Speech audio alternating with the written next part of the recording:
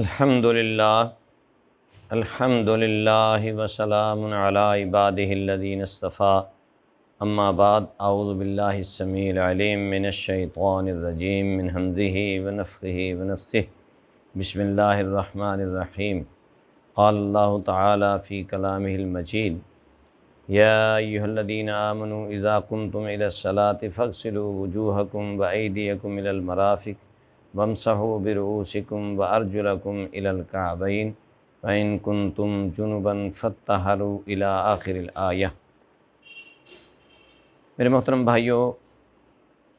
اللہ تبارک و تعالی نے قرآن مجید کے اندر یہ سورہ مائدہ آیت نمبر 6 ہے، اس کے اندر ایمان والوں کو مخاطب کر کے فرمایا ہے، یا ایھا الذین آمنوا، اے ایمان والو، اذا قمتم الی الصلاۃ، جب تم نماز کے لیے کھڑے ہو۔ اب محدثین نے اس کا معنی کیا ہے کہ جب تم نماز کا ارادہ کر کے کھڑے ہو اس وقت فاغسلوا وجوہکم، اپنے چہروں کو دھو لو، وایدیکم الی المرافق، اور اپنے ہاتھوں کو کونیوں سمیت دھو لو، وامسحوا برؤوسکم، اپنے سروں کا مسح کرو، وارجلکم الی الکعبین، اور ٹخنوں سمیت اپنے پاؤں دھو لو۔ وَإِن كُنتُمْ جُنُبًا فَاطَّهَّرُوا، اگر تم جنبی ہو، نہانا فرض ہو جائے تو پھر نہانا ضروری ہے۔ مومن کے لیے وضو جو ہے بڑی اہمیت رکھتا ہے۔ پیارے پیغمبر صلی اللہ علیہ وسلم فرماتے ہیں کہ لن یحافظ علی الوضوء الا مومن، وضو کی حفاظت مومن بندہ ہی کرتا ہے۔ آپ صلی اللہ علیہ وسلم باوضو ہی رہا کرتے تھے، بغیر وضو کے آپ کبھی نہیں رہتے تھے، کیونکہ صحابہ کہتے ہیں یذکر اللہ علی کل احیانہ، اللہ کے رسول صلی اللہ علیہ وسلم ہر حال میں اللہ کا ذکر کرتے تھے۔ آپ صلی اللہ علیہ وسلم بسا اوقات اگر آپ نے قضاء حاجت کی ہے اور اس کے بعد پانی نہیں ملا تو آپ مسح کر لیتے تھے۔ تو بہرحال باوضو رہنا بڑی اہمیت ہے اس کی، لیکن نماز کے لیے اس آیت کے اندر ضروری قرار دیا گیا، فرض قرار دیا گیا کہ نماز کے لیے وضو کرنا ضروری اور لازمی اور فرض ہے۔ اور اس کی یہاں اللہ تبارک و تعالی نے 4 اعضاء جو ہیں ان کا ذکر کیا ہے۔ اب ہم انشاءاللہ پریکٹیکلی طور پہ کچھ نہ کچھ آپ کے سامنے رکھتے ہیں کہ 4 اعضاء جو ہیں ان میں سب سے پہلے ذکر کیا ہے فاغسلوا وجوہکم، اپنے چہروں کو دھو لیا کرو۔ اب نبی صلی اللہ علیہ وسلم نے جو وضو طریقہ بیان کیا ہے اور آپ نے کیا، اس میں یہ ہے کہ آپ سب سے پہلے 3 بار جو ہے وہ ہاتھ دھوتے تھے۔ ہاتھ دھونے کے بعد جو ہے اس کے بعد کلی کرتے 3 بار کلی کرتے، اور اس کے ساتھ ہی ناک میں پانی ڈالتے۔ فی من کف واحد، حدیث میں لفظ آتے ہیں کہ ایک ہتھیلے سے آپ صلی اللہ علیہ وسلم اس طرح ایسے کر کے کلی بھی کرتے اور نصف پانی بچتا وہ ناک میں چڑھا لیتے۔ اس طرح جو ہے وہ زیادہ بہتر اور افضل ہے۔ ویسے ایک حدیث میں الگ جو ہے وہ پانی لینے کا بھی آتا ہے کہ یعنی کلی جو ہے وہ 3 بار الگ کی اور ناک میں پانی جو ہے وہ الگ چڑھایا، لیکن بہتر اور افضل عمل جو ہے ایک ہی ہتھیلی سے آدھا پانی کلی کرے اور آدھا پانی ناک میں چڑھائے۔ اور اس سے یہ ہوتا ہے کہ ناک کے اندر ایسے پانی جب چڑھایا جاتا ہے تو ناک کی اوپری جو ہے وہ ہڈی وہاں تک پانی پہنچ جاتا ہے، اور پھر 3 بار جو ہے ناک کو جھاڑنا چاہیے۔ اس کو استنثار کہتے ہیں۔ نبی صلی اللہ علیہ وسلم ناک کو جھاڑا کرتے تھے، اور اس کے بعد جو ہے منہ دھوتے، اور منہ دھونا جو ہے اللہ نے یہ جو فرمایا فاغسلوا وجوہکم، تو نبی صلی اللہ علیہ وسلم کی سنت سے یہ ثابت ہوا کہ یہ منہ ہے، چہرہ، اس کے اندر ہی یہ کلی کرنا ہے، اس کے اندر ہی ناک میں پانی ڈالنا ہے۔ بعض لوگ کہتے ہیں کہ جی فرض 4 ہیں، کلی کرنا اور ناک میں پانی ڈالنا، یہ اگر نہ بھی کیا جائے تو وضو اس کا ہو جائے گا۔ تو ہم یہ کہتے ہیں کہ سنت کے مطابق جو ہے وہ وضو آپ کریں گے تو چہرہ دھونا اسی طرح ہے جس طرح نبی صلی اللہ علیہ وسلم دھویا کرتے تھے، اور پھر اس کے بعد جو ہے کہ اپنے کونیوں سمیت جو ہے وہ ہاتھ دھونا۔ یہاں جو ہے الی المرفقین، یعنی مرفقین تک نہیں بلکہ اس کا معنی کرنا ہے مرفقین سمیت، کونیوں سمیت جو ہے یہاں سے لے کر ہاتھ جو ہے وہ اس طرح پہلے دایاں 3 بار اور پھر بایاں۔ اور اس کے بارے میں عام طور پہ یہ ہے کہ پہلے دھو لیا جاتا ہے، اور اس کے بعد جو ہے اس طرح کہتے ہیں جی 3 شرطیں کرنی ہیں اس طرح شرطیں کرنے، یہ حدیث سے بالکل ثابت نہیں ہے۔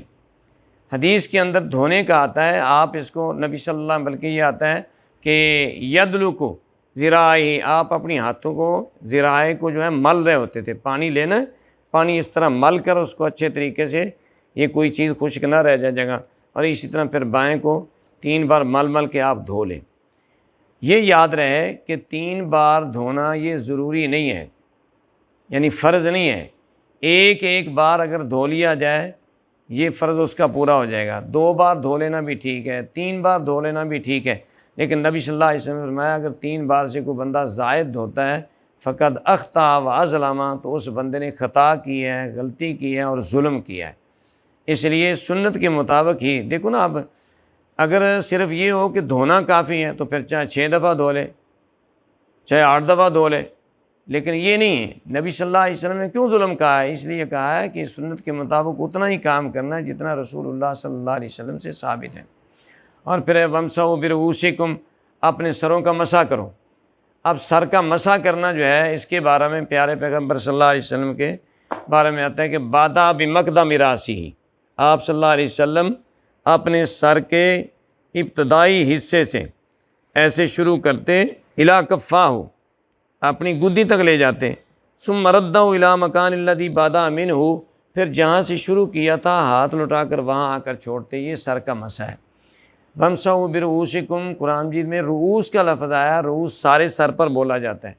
بعض لوگ کہتے ہیں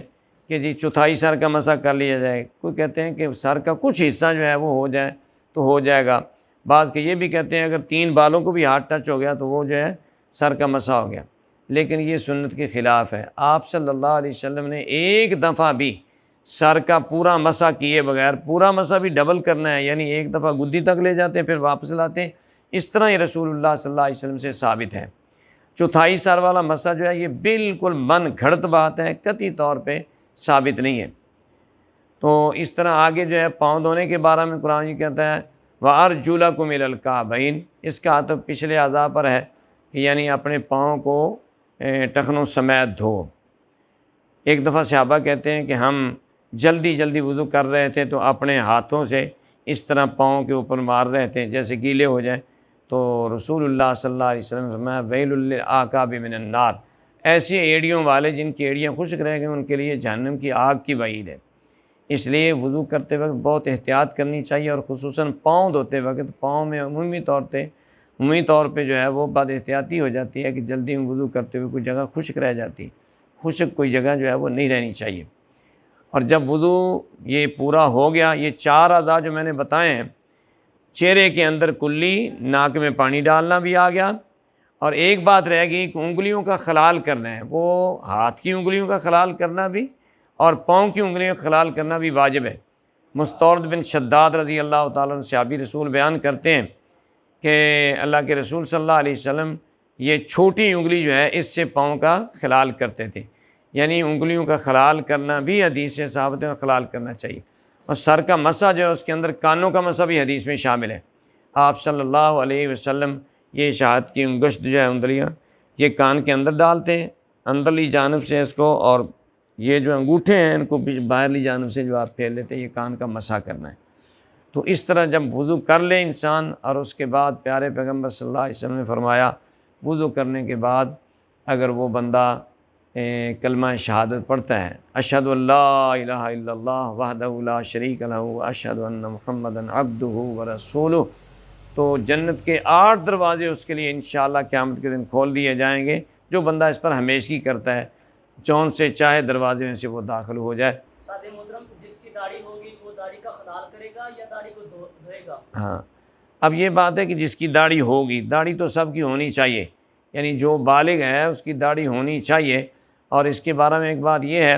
کہ نبی صلی اللہ علیہ وسلم اس طرح پانی جو ہے وہ لے کر ٹھوڑی کے نیچے ایسے لگاتے ہیں اور پھر اس کے داڑھی کے اندر جو ہے وہ خلال کرتے ہیں۔ اب یہ ضروری نہیں ہے کہ داڑھی کا ہر بال جو ہے وہ خشک نہ رہے، کیونکہ اس میں تو پتہ چلے گا ہی نہیں نا۔ اس میں ہم نے سنت کے مطابق یہ کرنا ہے کہ پانی لگا کر یہاں لگانا ہے، یہاں لگانے کے بعد پھر داڑھی کا جو ہے وہ خلال کر لینا ہے، بس اس طرح کرنے سے سنت جو ہے وہ ادا ہو جائے گی۔ اب رہ گی بات جس کی داڑھی نہیں ہے، وہ ذرا سوچے کہ داڑھی بھی نہیں رکھی ہوگی اور اس سنت سے بھی وہ محروم ہے جو رسول اللہ صلی اللہ علیہ وسلم سے ثابت ہے۔ اب جس بندے نے زلفیں رکھی ہوئی ہیں وہ اپنی زلفوں ساری کے اوپر مسح کرے گا یا گھٹی سے ہاتھ پیچھے لے کے آئے گا؟ مسح اسی طرح کرنا ہے، زلفیں رکھی ہوئی ہوں یا نہ رکھی ہوئی ہوں، وہ پیشانی سے لے کر گدی تک لے جائے گا اور اسی طرح جو ہے واپس پھر لائے گا۔ ہاں اگر پگڑی باندھی ہوئی ہے، آپ صلی اللہ علیہ وسلم سے ثابت ہے کہ آپ پگڑی کا مسح کر لیتے تھے، اگر پگڑی باندھی ہوئی ہے تو اس کے لیے ہے کہ نبی صلی اللہ علیہ وسلم نے، حضرت مغیرہ بن شعبہ بیان کرتے ہیں رضی اللہ تعالیٰ عنہ کہ آپ نے پیشانی پہ ہاتھ رکھے اور پھر پگڑی کے اوپر جو ہے وہ اس طرح مسح کیا